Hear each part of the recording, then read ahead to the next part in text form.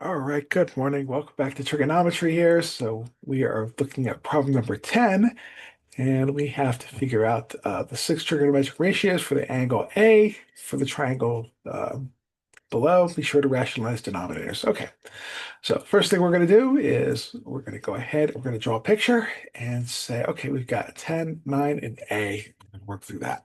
Okay, it's out of the way. All right, here we go. All right, let me just double check us on what are we looking at here? 10 is my hypotenuse, 9. So we have here's my angle A, here's my 10, here's my 9. Okay, first thing I have to do is figure out what is this particular side here, was my opposite side.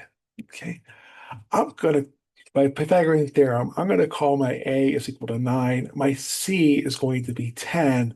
So that leaves B to be what's left. So we know that A squared plus B squared is equal to C squared. So we can go ahead and say that we have 9 squared plus B squared is equal to 10 squared.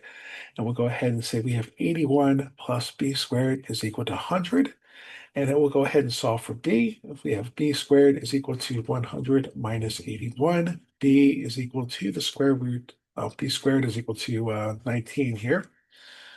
Equal 19. Don't need a calculator for that.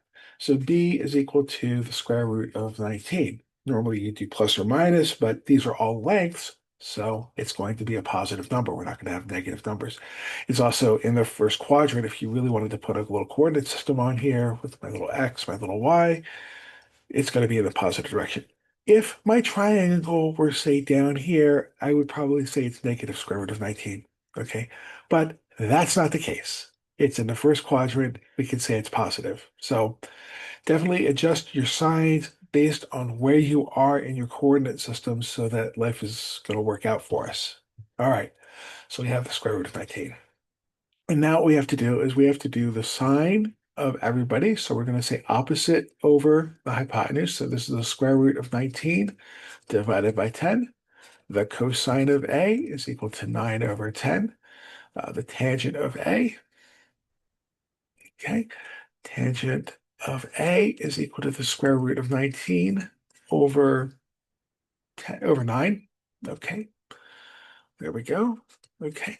And then we're going to be able to get the other side. So we'll say the cotangent of A is equal to 9 over the square root of 19, but it says to rationalize the denominator.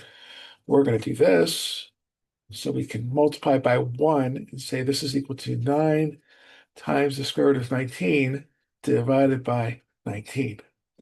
The secant of A is equal to 10 over 9. And last but not least, the cosecant of A is equal to 10 over the square root of 19. And again, we're going to go ahead and multiply by 1. So we have 10 root 19 all over 19, and that is going to be our answers. Notice there are 6 trigonometric ratios that you have to identify. Each one of these has an argument. So it's not, you can't just write sin and then, sin equals like you're going to get it wrong. So be very careful to put your argument in with your trigonometric function so that it's identified and we know what we're talking about. All right. So that's the big thing that people tend to mess out on for this problem is they forget to put the argument in and they lose points, or they completely forget one of the 6 trigonometric ratios. So make sure you know all 6 and make sure you know the definitions of all 6 of them. All right. So I think that'll do it for us. So I will say thank you very much for watching the video, and I hope to see you in the next one.